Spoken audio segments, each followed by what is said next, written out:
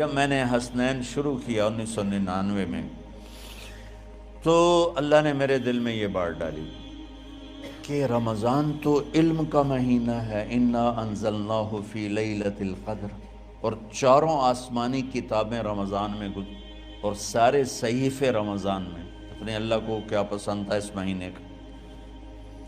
حضرت ابراہیم علیہ السلام پر چھوٹی کتابیں اتریں یکم رمضان کو، حضرت موسیٰ علیہ السلام پر تورات اتری 2 رمضان کو، حضرت داؤد علیہ السلام پر زبور اتری 6 رمضان کو، حضرت عیسیٰ علیہ السلام پر انجیل اتری 12 یا 18 رمضان کو، اور اللہ کے نبی پر قرآن اترا فی لیلۃ القدر، لیلۃ القدر میں اترا۔ تو سارا آسمانی علم رمضان میں اترا۔ سارے مہینوں کے نام عربوں نے رکھے، محرم، صفر، ربیع الاول، ربیع الثانی، جمادی الاولی، جمادی الثانی، رجب، شعبان، رمضان، شوال، ذوالقعدہ، ذوالحج۔ اس میں جو رمضان ہے یہ نام اللہ نے رکھا، باقی مہینوں کے نام تو رکھے عربوں نے۔ پھر ان کی زبان پہ اللہ لایا رمضان، چونکہ ابھی تو دنیا بھی نہیں بنی تھی اور اللہ نے قرآن کی تلاوت فرمائی تھی، تو اس قرآن میں تھا شہر رمضان الذی انزل فیہ القرآن۔ تو رمضان کا نام اللہ نے پہلے سے چن رکھا تھا، پھر ان سے رکھوا دیا۔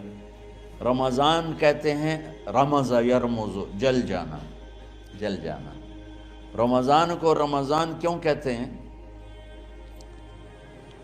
کہ اس میں گناہ جل جاتے ہیں۔ مسلمان پہلا روزہ رکھتا ہے اور اس کے گناہ اللہ جلانا شروع کرتا ہے، اس کی بھوک پیاس کی آگ میں گناہوں کو ڈالتا ہے، جلاتا ہے۔ آخر 29 رمضان یا 30 رمضان آخری رات اللہ تعالیٰ اس کی پچھلے سال کے سارے گناہ معاف فرما دیتا ہے۔ تو اس کو اس سے تشبیہ دی گئی کہ جیسے جلنے سے چیز ختم ہو جاتی ہے، رمضان کے روزے کی بھوک اور پیاس کی تپش سے اللہ تعالیٰ پچھلے سال کے سارے گناہوں کو معاف فرما دیتے۔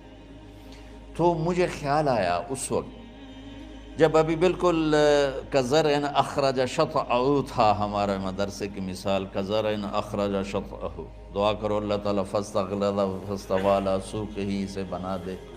امید تو ہے کہ کچھ شکل اللہ نے بنا دی، اللہ اسے پوری دنیا میں پھیلا دے۔ میری تو تمنا ہے کہ ایک ایسی مثبت سوچ کے علماء کے اللہ میرے ذریعے سے تیار کروا دے جو امت کو جوڑنے والے ہوں، توڑنے والے نہ ہوں۔ کتنا ظلم و ستم ہے کہ پیسے بھی لیتے ہیں اور امت کو توڑ کے چلے جاتے ہیں۔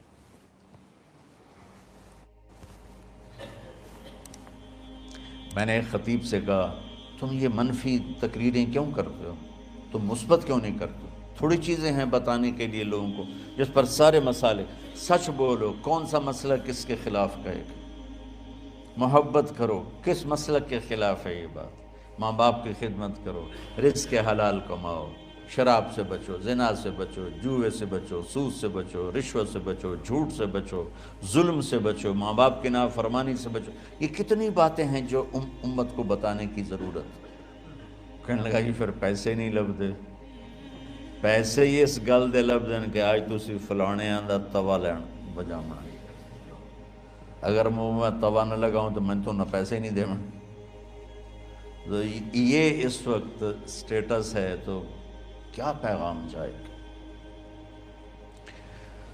تو اللہ تعالیٰ آپ کو مثبت بنائے۔ رمضان میں چونکہ سارا علم اترا تو مجھے خیال آیا کہ ہمیں رمضان میں چھٹی کرنا تو ایک ایسی عادت ہے، کوئی سنت تو ہے نہیں، تو مجھے رمضان میں پڑھائی کروانی چاہیے، چاہے تھوڑی ہوگی، روزے کی بھوک بھی ستائے گی اور رات کے جاگنے کی وجہ سے نیند بھی ستائے گی، لیکن اس میں ایک لفظ سینکڑوں لفظوں پہ بھاری ہوگا غیر رمضان۔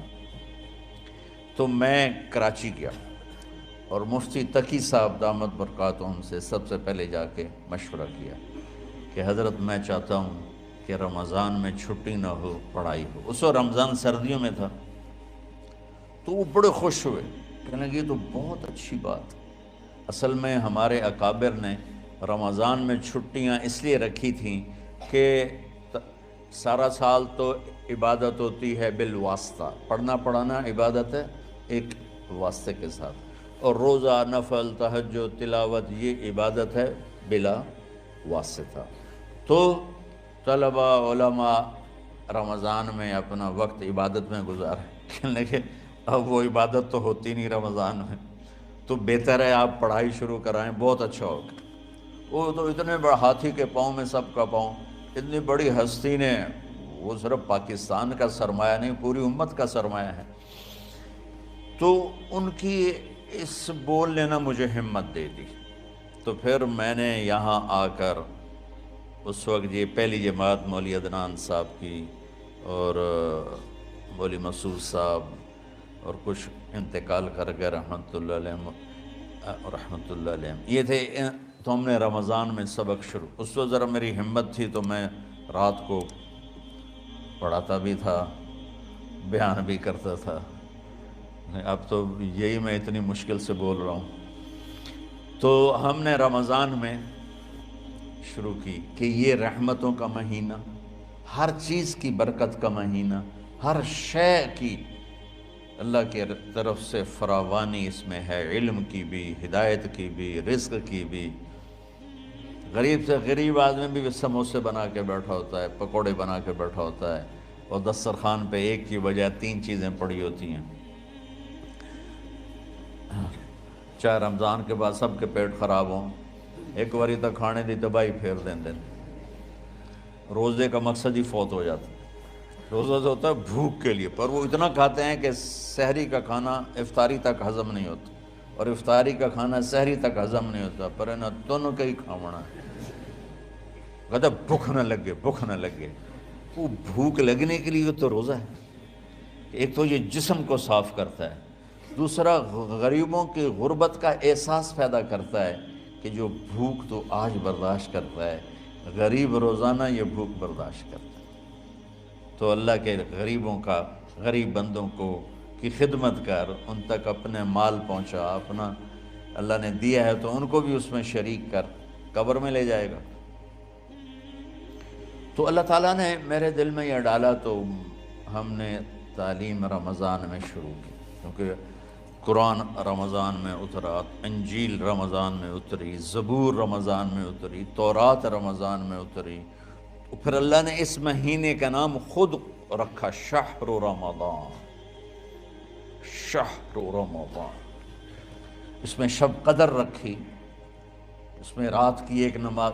اچھا، پہلی امتوں پہ روزہ فرض تھا افطاری سے افطاری، افطاری سے افطاری، بہت شدید تھا، 24 گھنٹے کا روزہ، بس افطاری کے بعد آنکھ لگ جاتی تو روزہ اگلا شروع ہو جاتا تھا۔ تو ہم پر بھی پہلے ایسے ہی روزہ اترا، افطاری سے افطاری۔ تو ابن سرمہ رضی اللہ تعالی عنہ اونٹ چرانے والے تھے، وہ شام کو لوٹے تو بیوی سے پوچھا کوئی افطاری کا سامان ہے؟ انہوں نے کہا ہے تو نہیں، میں کہیں سے لے آتی ہوں۔ وہ گئیں افطاری کا کوئی سامان لینے، ان کو تھوڑی دیر ہو گئی اور ان کی آنکھ لگ گئی، تھکے ہوئے تھے، سورج ڈوب گیا۔ جب وہ آئیں تو ان نے کہا ہائے سرمہ، تو ہلاک ہو گیا۔ کہ کیا ہوا؟ کہا اگلا روزہ شروع ہو گیا کیونکہ تیری آنکھ لگ گئی۔ تو انہوں نے کہا چلو کوئی بات نہیں، لیکن ظہر کے وقت بے ہوش ہو گئے۔ ایک روایت میں آتا ہے نماز پڑھنے آئے اور گر گئے، اور ایک میں آتا ہے گھر میں بے ہوش ہوئے۔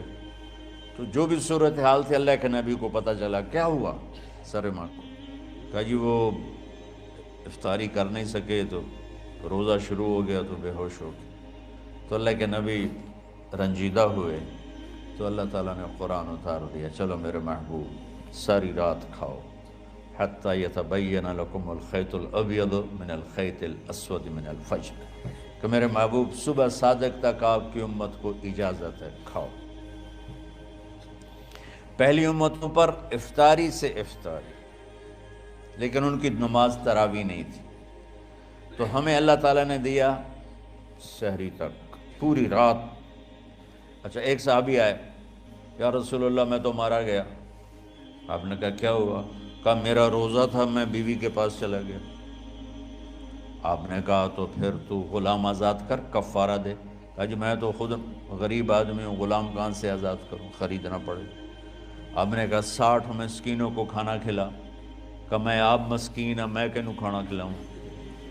آپ نے فرمایا پھر آخری ہے کہ 60 روزے رکھ، مسلسل رکھنے ہوتے ہیں جو کفارے کے ہوتے ہیں۔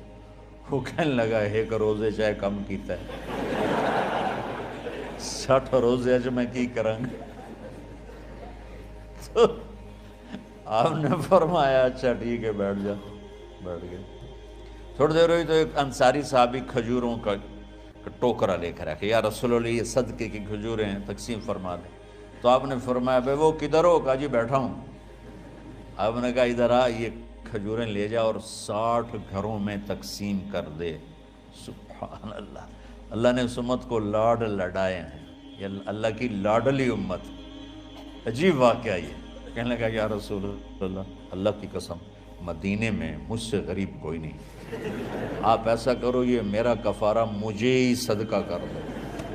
تو آپ اتنا ہنسے کہ یہ آخری دانت نظر آنے لگے۔ بہت کم ایسا ہوتا تھا، فَضَحِكَ حَتَّى بَدَتْ نَوَاجِذُهُ، ایسا ہنسنا آپ کبھی کبھی ہنستے تھے کہ آخری دانت پورا منہ کھل جائے۔ تو آپ اتنا ہنسے کہ آخری دانت تک نظر آنے لگے۔ تو آپ نے کہا اچھا جا لے جا تیرے واسطے، لیکن یہ صرف تیرے لیے اور کسی کے لیے نہیں ہے۔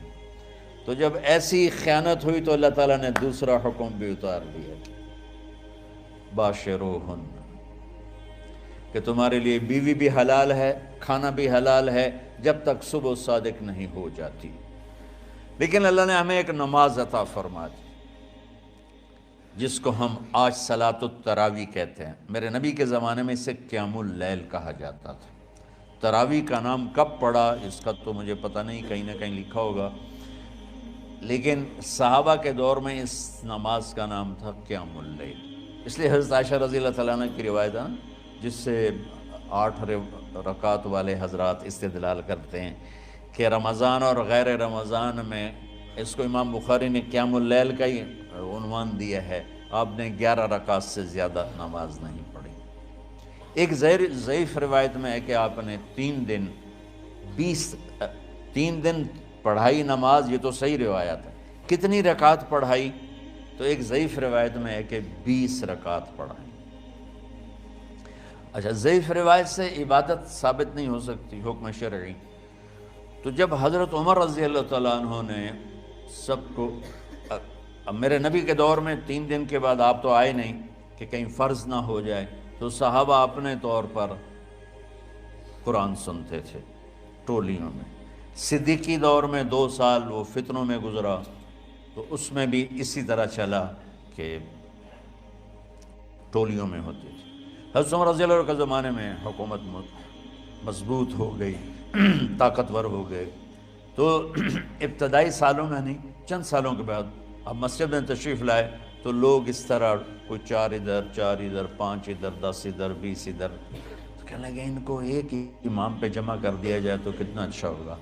تو آپ نے سب کو اکٹھا کیا اور ابی بن کعب رضی اللہ تعالیٰ عنہ کو امام بنایا اور سب کو ایک نماز پہ جمع کر کے 20 رکعت کا حکم عطا فرمایا۔ تو حضرت عمر کا یہ عمل اس حدیث کو مضبوط کر دیتا ہے کہ چونکہ میرے نبی نے کہا علیکم بسنتی و سنت الخلفاء الراشدین من بعدی، کہ میری اور میرے خلفاء راشدین کی سنت پر مضبوطی سے عمل کرنا۔ تو حضرت عمر کا جو 20 رکعت طے کرنا ہے، اگر ان کا اپنا اجتہاد ہے تو بھی ہمارے لیے عمل کے لیے کافی ہے، اور اگر ان کو یہ یاد ہے کہ میرے نبی نے 20 پڑھی تھیں تو اور زیادہ اچھی بات ہے۔ لیکن بہرحال جو 8 پڑھتا ہے ہمارا اس پہ بھی کوئی اعتراض نہیں، چونکہ وہ بھی حدیث کے ساتھ بات کرتا ہے، اور باقی پوری امت 20 پڑھتی ہے، ان پر بھی اعتراض نہیں۔ میں ایک جگہ سے گزر رہا تھا، نماز کا وقت ہو گیا، اہل حدیث کی مسجد تھی، میں وہاں نماز پڑھنے چلا گیا تو ایک بہت بڑا اشتہار لکھا ہوا تھا، 20 تراویح ثابت کرنے والے کو 5 لاکھ روپے انعام۔ کہ کس قدر بے وقوفی ہے اور کس قدر احمقانہ یہ امت کی باتیں ہیں کہ 20 تراویح، سینکڑوں سال سے امت کا عمل 20 تراویح آ رہا ہے۔ تراویح کا نام جو پڑھا مجھے یوں لگتا ہے کہ اہل مکہ، یعنی اہل مکہ جو تھے نا، وہ 4 تراویح پڑھ کے ایک طواف کرتے تھے،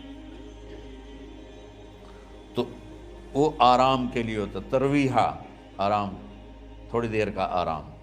تو 4 تراویح کے بعد ایک طواف کرتے تھے، وہ چھوٹا سا طواف 10 منٹ میں ختم ہو جاتا تھا، اور پھر 4 تراویح پڑھتے تھے، پھر طواف کرتے تھے، پھر 4 پڑھتے تھے، پھر طواف کرتے تھے۔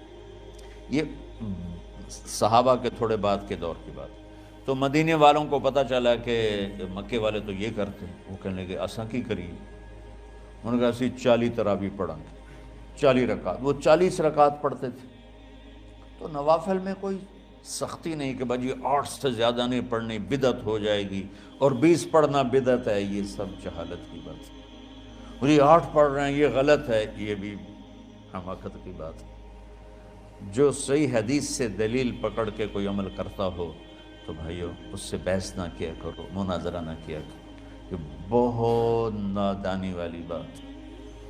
اور امت کا خلق کے لاکھوں کروڑوں انسانوں کا ایک عمل پہ جمع ہونا، یہ بذات خود اس کی طاقت کی ایک دلیل۔ اور حرمین جب سے میرے رب نے، حضرت عمر نے 20 رکعت شروع کی، آج تک وہاں بھی ساری مساجد میں 8 رکعت تراویح ہوتی ہے، لیکن حرمین کی مسجد میں 20 رکعت، ادھر بھی ادھر بھی۔ اور یہ جو وہاں ختم قرآن پہ دعا نہیں مانگی جاتی، یہ کس کا عمل ہے؟ حضرت عثمان کا۔ حضرت عثمان نے اپنے دور خلافت میں تراویح پڑھانے والے سے کہا جب قرآن ختم کرو تو دعا کرنا۔ وہ کہنے لگے جی کیا دعا کروں؟ کہ جو تیرے دل میں آیا کرنا۔ تو ختم قرآن کی رات تراویح کی آخری رکعت میں من الجنت والناس کے بعد دعا کے لیے ہاتھ اٹھانا، یہ حضرت عثمان رضی اللہ تعالیٰ عنہ نے اس کو زندہ فرمایا۔ اور امام دعا کرتا تھا 1 منٹ، 10 منٹ، 20 منٹ، جتنے بھی، اور پیچھے لوگ آمین کہتے تھے۔ وطر کی جماعت نہیں ہوتی تھی، وطر کو باجماعت حضرت مولا علی رضی اللہ تعالیٰ عنہ نے شروع کی کہ وطر کو بھی باجماعت پڑھا جائے۔ تو یہ ان کی سنت ہے کہ وطر کو باجماعت پڑھا گیا۔ تو اب یہ لہٰذا یہ سارے سنت جو کام ان خلفۂ راشدین سے ہوا وہ بھی سنت ہے۔ تو اللہ نے ہمیں ایک رات ایک عبادت دے دی کہ میرا قرآن پڑھو اور سنو۔